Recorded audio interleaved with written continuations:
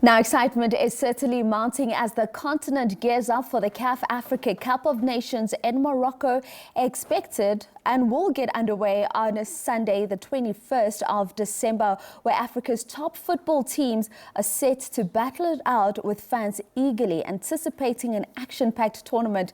Now, preparations are well underway and all eyes are on CAF ahead of the much-awaited showdown. For more on this, we now speak to the CAF head of TV and communications, Luxolo September. He likes to say he's just a young man from the village that carries the bags of important people. But Luxolo, what a journey it's been from lower tier football team, being the secretary at the age of 13, to now gearing up for this massive Africa Cup of Nations tournament. It's just been up and up for you and CAF.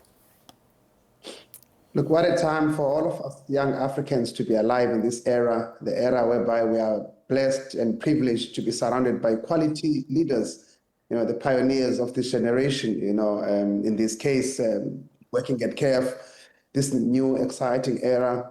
Everything is just about leadership in life. And if you are lucky enough to be exposed to great leaders, you can only learn. And I'm very privileged to be here at CAF, led by Dr. Patrice Motsepe, a man with vision, who's really transformed African football. And I think there will always be referred as a pre-Motsepe era and a post-Motsepe era to define African football. So very happy to be part of that story, just part of that story.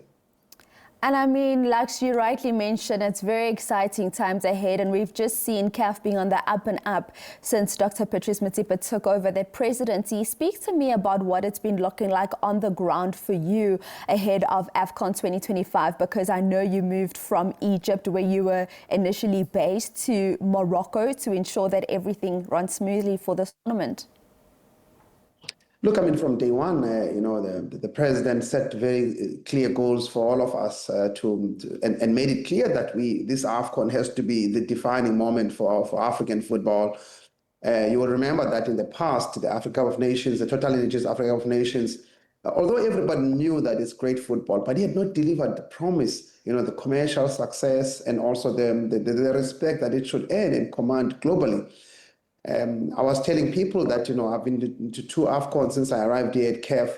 The first two AFCON, the question was, can these Africans do the job? Now, the situation and actually the sentiments are, we know they are going to succeed. And obviously, this is an air that brings, its own dynamics, because you're moving from being an underdog to this certainty about success that everyone seems to have, the confidence that they have in African football.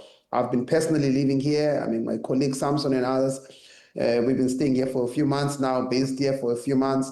The African football is going through an exciting era. It's going through an exciting passage.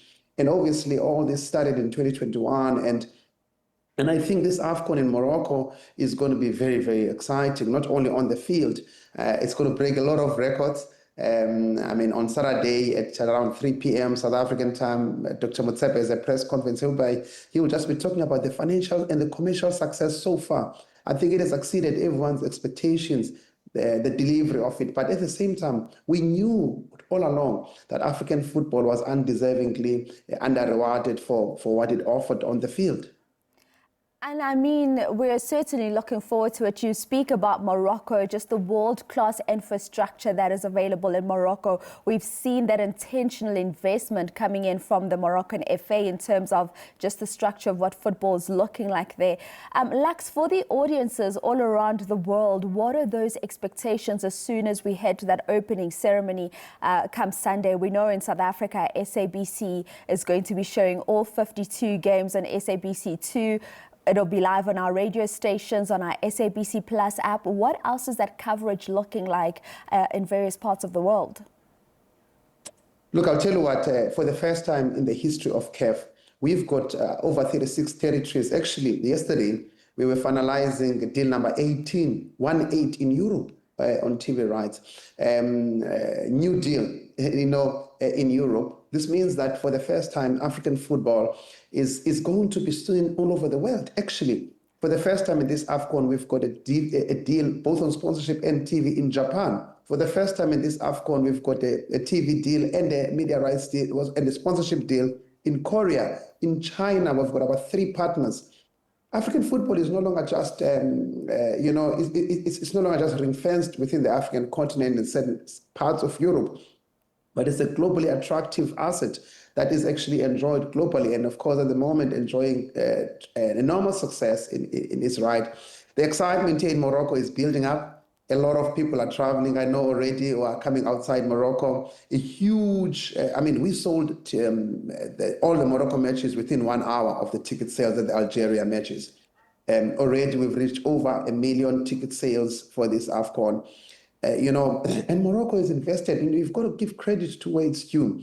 The Moroccans have invested a lot in their infrastructure. You must go to their technical center, you see the vision. And of course, the leadership of their president of the federation, President Fuzi Leksha, in how he has steered the federation in the right direction. If you go there, you come back inspired to see, okay, this is what leadership can do. But also, as I said, we are all lucky to be, even at CAF, you see the impact of leadership in driving the necessary change and repositioning properties.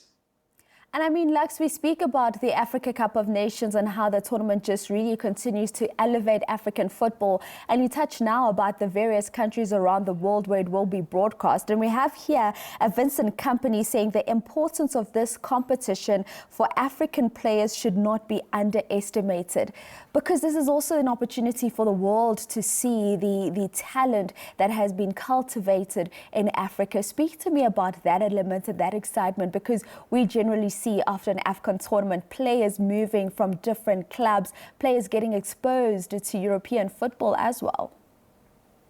I think, first of all, before that, I forgot to give you guys credit at SABC. I think everyone in the past has always been very hard and harsh on SABC, maybe right or wrongly, I don't know. But you've got to give it in the last 2 or 3 years, you guys, the way you've changed things around. And I think, obviously, a lot of credit must go to Noms on how you've centered and anchored football and change the narrative of what football means. We look forward to how you guys are going to deliver this exciting AFCON on SABC platforms and make sure that the majority of South Africans have access to it. Talking about, I think in Europe in the past, there was always this club versus country thing, and also how the language that was used at times about African players. But the AFCON is a platform. It's a platform for the African players to showcase their skills. And I think, we mustn't just look at the fact that we are trying to market players for Europe, because there must come a period whereby we want to keep the best talent in Africa as well, to ensure that the product is good, the product is strong, because a stronger AFCON alone doesn't help. We need a stronger club system. We need strong junior national teams and women's football and so forth. So everything must have a ripple effect to the African football. And I think, this AFCON will set the necessary tone, will send the necessary message to the global community that African football not only is looking for a seat, but has a seat in the table of global opportunities. Lux, I absolutely love that. And we're already starting to see it. I mean, how many players have we seen switching allegiance from their European clubs that they played for in the under-17s, under-20, and now when they get to national senior team level, they switch to African countries. Lux, we are looking forward to an amazing showpiece. We know Cote d'Ivoire 2023 was absolutely phenomenal, and we know Morocco 2025 is going to be even better. I'm excited. I'm nervous. I've got suspense, and there is an air of expectation and anticipation, and it's thin, this very thick, this air. And I hope that we can deliver on the possibilities of change that we see.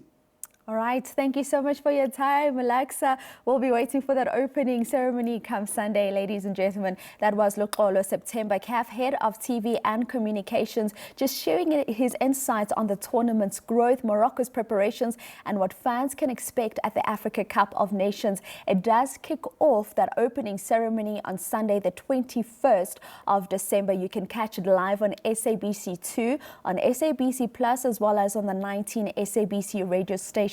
And then Monday, the 22nd, I will be part of the team bringing you that Bafana Bafana opening game against Angola. You can also catch that live on SABC2. South Africa, of course, campaigning in Group B alongside Angola, Egypt, as well as our neighbors, Zimbabwe. A lot to look forward to. It's going to be game on everywhere come AFCON 2025.